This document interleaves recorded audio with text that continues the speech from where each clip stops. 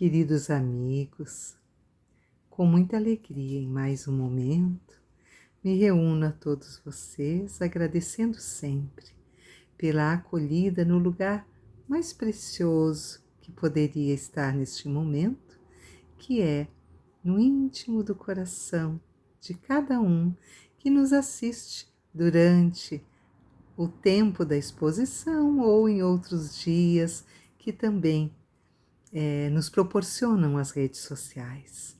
Então, desejando que a paz do Mestre encontre a todos, envolvendo seus lares em muitas vibrações de alegria, de saúde, de luz, para que todos que aí habitam ou que estão neste momento na sua tarefa profissional também tenham a ambiência do seu trabalho repleta das vibrações do nosso Mestre Jesus.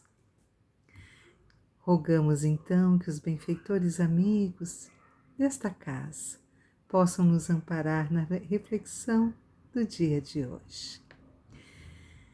Queridos, nós temos na natureza o exemplo, o testemunho mais claro da existência de uma lei natural que está em todo o comando, toda a organização da vida. Seja na sucessão das estações, quando temos o sono das coisas no inverno, ou o despertar na primavera, seja também quando observamos as larvas, a crisálida, a borboleta, enfim.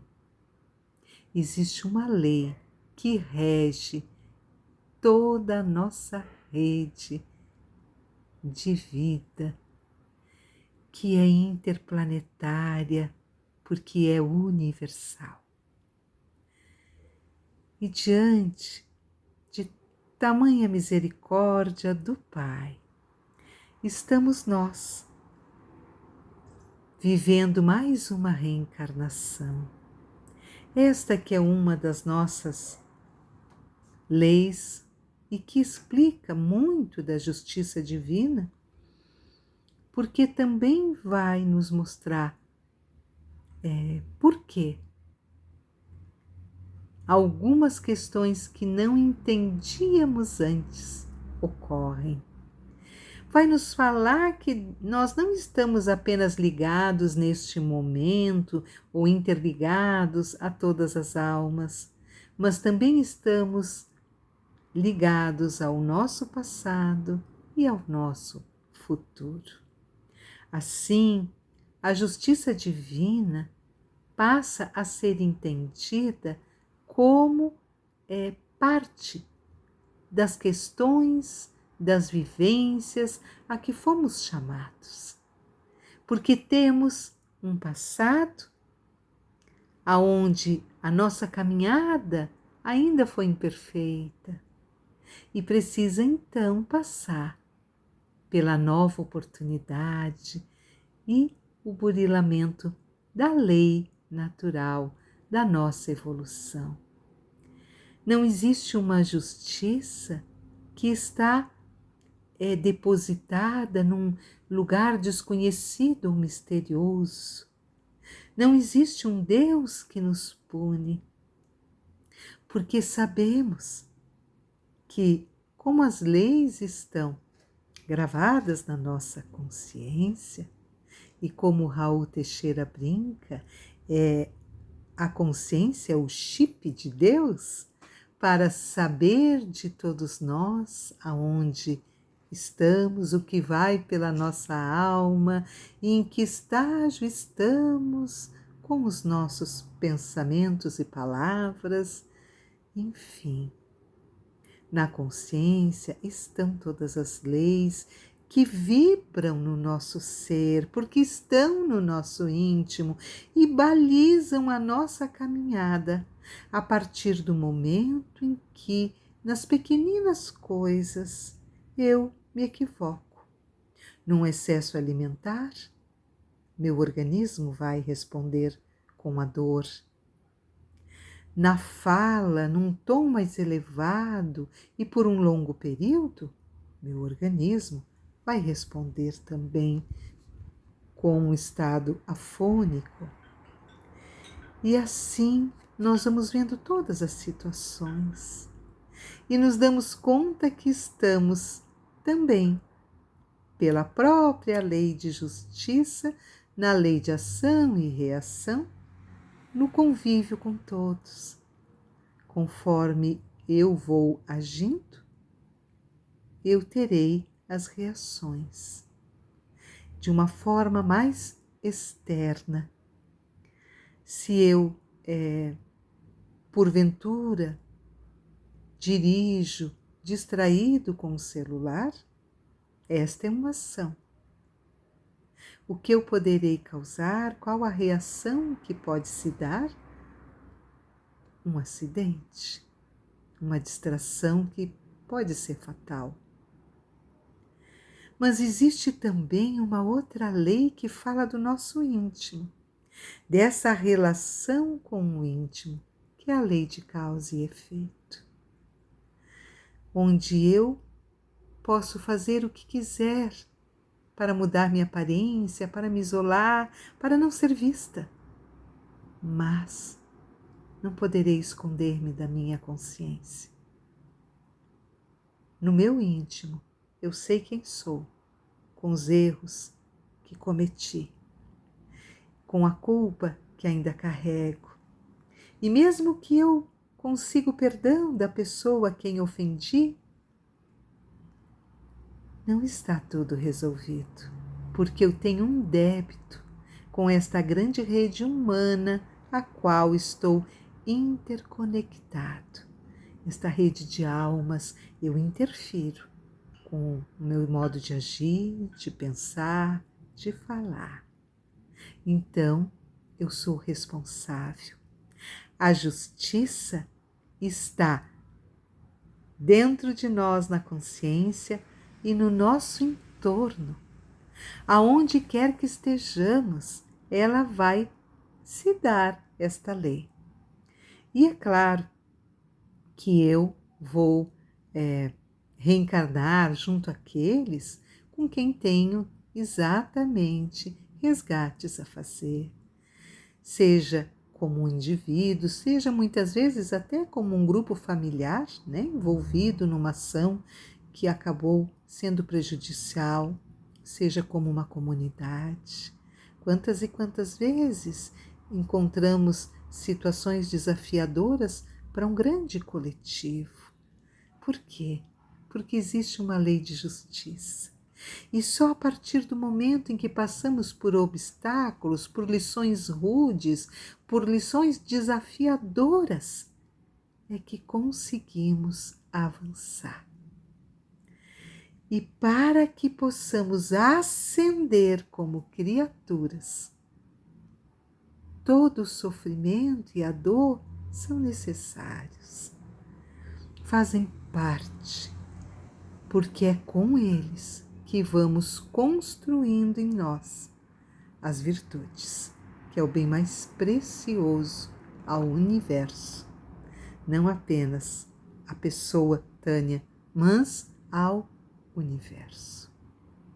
Portanto, amigos, Ângel Agarró nos chama a atenção para que nós unamos o sentimento de justiça ao sentimento de fraternidade, porque então, neste momento, nós conseguiremos irrigar esta rede a qual fazemos parte de solidariedade. Nós vamos conseguir trabalhar o nosso direito e o nosso dever dentro da lei de justiça, mas com o olhar de quem cuida do outro. E, portanto, na ação e reação também passa a ser cuidado. Não fazer ao outro o que não queiramos que também nos faça. Parece tão simples essa mensagem evangélica, mas ainda hoje lutamos para avançar. E é certo que já passamos por milhares de reencarnações, talvez centenas de mundos, e continuaremos. Portanto, tudo o que fizermos é aqui mesmo que retornaremos para resgatar, para evoluirmos e avançarmos dentro do que o Pai espera de nós. Porque todos nós, não importa que estejamos neste momento num estágio obscuro ou como um gênio iluminado, somos colaboradores da grande obra divina. Aquele que ainda está na imperfeição, na dificuldade, aquele que ainda está mergulhado no olhar egoísta, é porque apenas aprendeu, conseguiu chegar no momento da sua caminhada de dar-se conta da sua existência, do olhar-se, do buscar para si, do cuidado com a sua necessidade mais premente. Ainda não chegou ao estágio de conviver, de perceber o outro, mas chegará. É da lei. E a quem já está num estágio mais elevado, cabe então a tarefa de solidariedade, de fraternidade, para entender este irmão, para alcançar a este irmão o bem que já podemos fazer. E não nos omitirmos, porque muito já recebemos. Nós que fazemos parte de uma caminhada espírita, recebemos muito. Então, não podemos privar o nosso irmão da palavra consoladora, deixando para amanhã, para depois e até nos esquecendo. Não podemos nos privar de nos colocarmos a serviço no centro espírita, ao invés de dizermos que já sabemos muito, que já estudamos todas as obras. Que bom! Então é tempo de auxiliar aquele que ainda não conseguiu entender. Estejamos, meus irmãos, aproveitando todos os momentos da nossa reencarnação para fazermos o bem, para avançarmos na nossa espiral evolutiva, sem perdermos tempo, sem lamentarmos, nos queixarmos, simplesmente evoluirmos para que possamos ir construindo as virtudes e então, de fato, entender a lei de justiça, trazê-la expandida em nós, ao alcance de todos, e chegarmos no momento em que a reencarnação não será mais obrigatória, porque já estamos numa caminhada evolutiva que podemos agora, sim, por nossa vontade, escolhermos se desejamos ou não reencarnar. E diante da consciência de toda a bênção e maravilha que é estarmos nesta condição de espíritos numa caminhada superior, nós diremos sim, eu vou reencarnar, vou fazer a minha parte, o meu sacrifício, para auxiliar o meu irmão, para que ele possa também avançar e gravitar com a unidade divina.